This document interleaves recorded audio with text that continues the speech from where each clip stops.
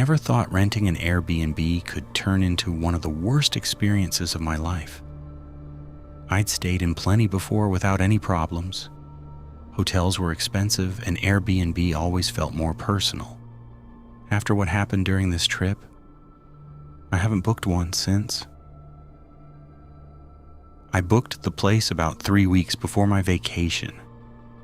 A few friends had backed out at the last minute, so what was supposed to be a group trip turned into a solo weekend.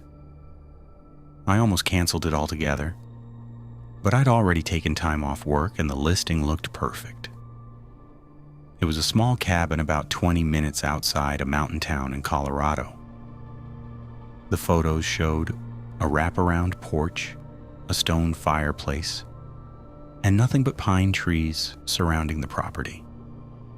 It was exactly the kind of place I needed after months of working overtime. The host had dozens of positive reviews. Most people described him as friendly and responsive. There wasn't a single red flag. The drive took almost 5 hours. The farther I got from the city, the emptier the roads became. By the time my GPS directed me onto a narrow gravel road, I hadn't seen another car in nearly 15 minutes. The cabin finally came into view around 5 in the evening. It looked exactly like the pictures. Small, quiet, completely isolated. The key was inside a lockbox beside the front door, just like the check-in instructions said. Inside, everything looked clean. There was a living room with an old leather couch, a kitchen, a bathroom, and one bedroom at the back. Nothing unusual. I unpacked my bags, ordered takeout from a restaurant in town before they closed, and spent the rest of the evening watching movies beside the fireplace. Around 11, I locked every door, turned off the lights, and went to bed. I slept surprisingly well. The next morning, I drove into town, grabbed breakfast, walked around a few local shops, and came back just before sunset. Everything still seemed normal. That night was when things started getting strange. I woke up sometime after 2 in the morning because I thought I'd heard footsteps. At first, I figured it was just the cabin settling. Old wooden houses make noises all the time. I rolled over and tried going back to sleep. Then I heard it again. A slow creak. Then another. It sounded exactly like someone walking across the wooden floor in the living room. I stayed completely still. The sound continued for maybe 15 seconds before stopping. I grabbed my phone. No missed calls, no notifications. The time read 2:17 a.m. I debated getting up to check, but eventually convinced myself it was nothing. After all, who would be out there? The cabin was in the middle of nowhere. Eventually, I fell asleep again. The next morning, I laughed it off. I even felt a little embarrassed for letting an old house scare me. I spent most of the day hiking nearby trails before returning to the cabin just before dark. While unpacking some groceries, I noticed something odd. The kitchen chair I'd left tucked under the table was now sitting a few feet away. At first, I assumed I'd forgotten moving it. I pushed it back and didn't think much more about it. Later that evening, I cooked dinner and watched another movie. Around midnight, I headed to bed. This time, I made sure the front door and every window were locked. I even checked them twice. Something about the previous night's noises had made me more cautious. At around 3 in the morning, I woke up again. Only this time, I knew I hadn't imagined it. Someone was walking through the cabin, slow, heavy, like deliberate footsteps. They crossed the living room, stopped outside my bedroom, then continued toward the kitchen. Every muscle in my body locked up. I reached for my phone and turned the flashlight on. The bedroom was empty. The hallway outside was dark. The footsteps had stopped. I slowly opened the bedroom door. The living room was empty. So was the kitchen. Nothing appeared to be missing. No broken windows, no unlocked doors. I checked every room before finally convincing myself I was just exhausted. But before going back to bed, I noticed something that made my stomach tighten. The front door was unlocked. I knew for a fact I'd locked it. Twice, I locked it again and barely slept for the rest of the night. The next morning, I seriously considered leaving early, but I kept telling myself there had to be a logical explanation. Maybe I hadn't actually locked the door. Maybe I'd been more tired than I realized. So, I stayed. That decision almost became my biggest mistake.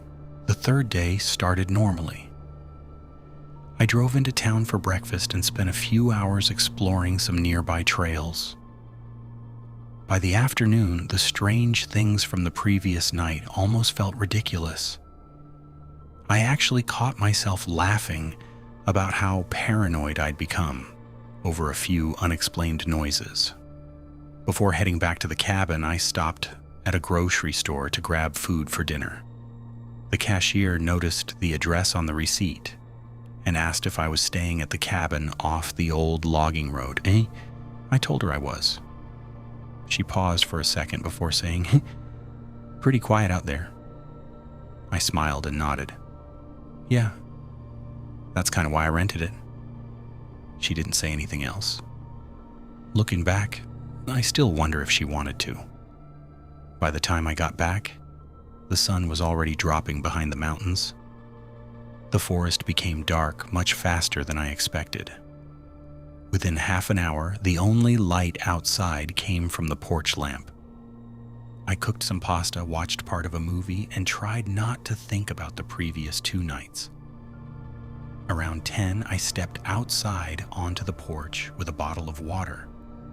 The air was completely still, no wind, no insects, nothing. That's when I noticed something that immediately put me on edge. The gravel driveway had fresh footprints. Not tire tracks. Footprints. They started near the tree line and led straight toward the cabin. I crouched down and looked closer. The prints looked like they had been made by hiking boots. Large ones. Definitely not mine. I followed them with my eyes until they reached the wooden porch.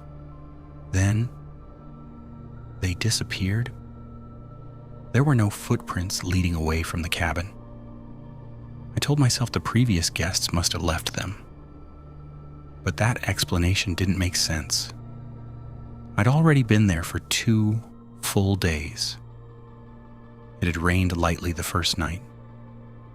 Any older tracks should have been washed away. I suddenly didn't feel like standing outside anymore. I went back inside, locked the door, and pulled the curtain shut. For the first time during the trip, I moved the kitchen table against the front door. Not because I thought it would stop anyone, I just wanted to hear it move if somebody tried coming in. Around 1 in the morning, I turned off the lights and went to bed. Sleep didn't come easily. Every tiny noise made me open my eyes. Then, at exactly 2:41, I heard 3 slow knocks. Knock, knock, knock. They came from the front door. I froze. Another 3 knocks followed. Slow, patient, not loud enough to sound aggressive, almost polite. I stared toward the bedroom door without moving. No one called out. No one said they needed help. Just silence. A full minute passed before I heard it. The sound of someone trying the doorknob, very slowly. The handle turned, stopped, then turned again. The table scraped slightly across the wooden floor. My heart immediately started racing. Someone was outside. I reached for my phone and quietly opened the Airbnb app. The host's profile showed he lived nearly 40 miles away. I sent him a message. Someone is trying to get into the cabin. No response. I thought about calling the police. But what would I tell them? Someone had knocked on the door? Maybe it was another hiker. Maybe someone needed help. Then I heard footsteps, not leaving. Walking around the outside of the cabin, slowly, like whoever it was checking every window. I stayed completely silent. The footsteps continued for nearly 5 minutes before fading back toward the trees. I don't think I slept for even a second after that. The moment daylight came, I grabbed my keys, packed everything in less than 10 minutes, and walked outside. As I loaded my bags into my car, I noticed something attached to the windshield. It wasn't a ticket. It was a folded piece of notebook paper. There were only 4 words written on it. You should have answered. I looked around the property. There wasn't another person in sight. I didn't stop to investigate. I got into my car, locked the doors, and drove away as fast as I could. I didn't stop driving until I reached the nearest gas station. It was the same one I'd visited the day before. There were a few other people inside, and for the first time in hours, I finally felt like I could breathe again. I sat in my car for a while, trying to convince myself that maybe I was overreacting. Maybe one of the locals had been playing a prank. Maybe another hiker had wandered onto the property. But that note, I couldn't explain that. After calming down a little, I opened the Airbnb app to message the host again. This time he replied almost immediately. He apologized for taking so long to respond and asked what had happened. I explained everything. The footsteps, the knocking, the doorknob turning, the note on my windshield. A few minutes passed before he answered. His response wasn't what I expected. Instead of acting surprised, he asked me one question. "Did you stay all 3 nights?" I told him I had left early that morning. He replied, that was probably the right decision. I stared at my phone for a few seconds before asking him what he meant. Another minute went by, then another message appeared. He said that over the past year, several guests had reported hearing footsteps outside the cabin late at night. A few had mentioned someone knocking on the front door after midnight. One guest even claimed they woke up to find muddy footprints inside the cabin, even though every door had been locked. The host told me he had installed security cameras around the property months earlier. Naturally, I asked if the cameras had recorded anyone. His answer made my stomach sink. The cameras only covered the driveway and the front porch. On the nights guests reported strange activity, nothing ever appeared on the recordings. No people, no animals, nothing. Just an empty porch. I didn't know whether to believe him. Part of me wondered if he was making the whole thing up to explain away bad reviews. Another part of me didn't want to know the truth. Before ending the conversation, I asked him about the note. He said he had never heard of that happening before. A few days later, I received a notification from Airbnb asking me to leave a review. I thought about warning future guests, but what would I even write? Someone knocked on the door at night? I found a note on my car? Without proof, it sounded ridiculous. In the end, I simply gave the cabin 3 stars and wrote that the location was beautiful, but the experience made me uncomfortable. A week later, curiosity got the better of me. I went back to the listing. It was gone. No explanation, no reviews, nothing. It had been completely removed. I tried searching for the cabin through other rental websites, but I never found it again. To this day, I still don't know who was outside that cabin. Maybe it was someone living deep in those woods. Maybe it was a person who wandered onto the property every night looking for occupied cabins. Or maybe there was another explanation I'll never understand. All I know is, if someone knocks on the door of an isolated Airbnb after midnight, I'm not answering.